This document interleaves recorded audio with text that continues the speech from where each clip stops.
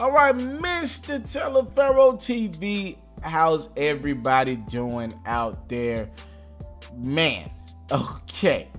Tekashi 6ix9ine, I think I told you guys early this morning, he and two of his former associates and also his former manager, Shotty, aka Treyway, all four of these individuals were picked up in the federal custody this morning after getting busted on racketeering charges.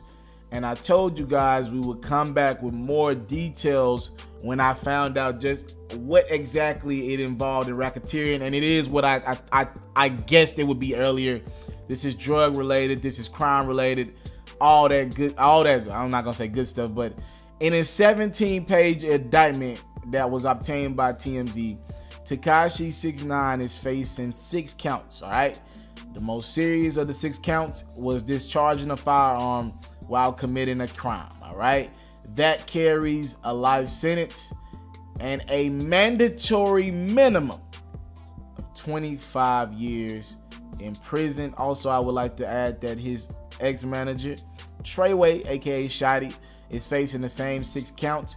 What that tells me is they're after the group in totality. They don't care who did the shooting, who did the planning. We just gonna bust all y'all and see who snitches on who. All right. Prosecutors say this is an act of violence that was intended to protect the gang's drug business, retaliate against rival gangs, and promote the non-trades reps on the streets. The feds believe Tekashi and his crew conspired to commit a slew of crimes, including drug deals, armed robberies, shootings. As a matter of fact, on April 3rd, the feds believe Tekashi himself pulled an armed robbery along with Shotty and 2 other members of the non-trade Bloods, and they held the rival gang member at gunpoint, and they robbed them for their guns as well. The indictment also mentions April 21st, the shooting incident at the Barclays Center in Brooklyn. One of Tekashi's homies is the trigger man. They've pinpointed him on that. That was the incident involving Casanova. And there are other things that the feds say they can tie Tekashi and his crew to, which is including having heroin, fentanyl, MDMA, and marijuana. And they was just shipping that shit all over New York City. Now, I can tell you this. Tekashi was in court earlier today, and he has been denied bail and remain in custody pending trial. His attorney, Mr. Lance Lazaro, proposed that Tekashi be released if he paid the court fees. That would be $750,000 if he surrendered his passport and remained on house arrest, suggesting that he wouldn't be a flight risk under those terms. The attorney's request to get Tekashi out on bail was shot down, and they plan to file an appeal with the judge during a bail hearing that will take place tomorrow.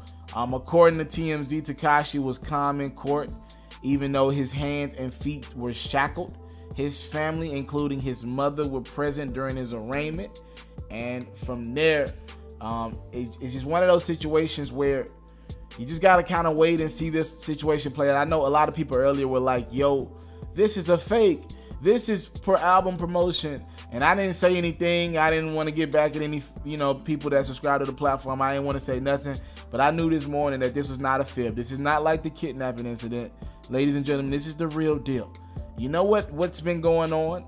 The feds have been watching the internet. The feds have been watching this dude's popularity rise. And they've been using the internet, and a plethora of times that Tekashi's name has been mentioned in crimes. And they've taken all this and just put together this concrete case that this group has been causing harm to other people. Look, the feds are looking at these music videos that Tekashi's in. They're looking at this shit like all this is gang activity. That's what they looking at these music videos like. Like me or you, we look at a video like it's just for entertainment. They not looking at these music videos like that. They're looking at people who got hundreds of guns and videos. They're throwing red flag after red flag every which way around the video. And they're tired. They want to make an example out of Tekashi 6ix9ine. They usually go for more popular people. Look, here's the reality of the situation. And I say this unfortunately. Unfortunately, there are thousands of young brothers in New York. Let's just keep it in New York right now that tow guns, that commit robberies, that sell dope. It's thousands, if not hundreds of thousands of dudes doing that right now in New York City. You want to know the difference between them and Tekashi? When Tekashi glows the lifestyle, he does millions of views.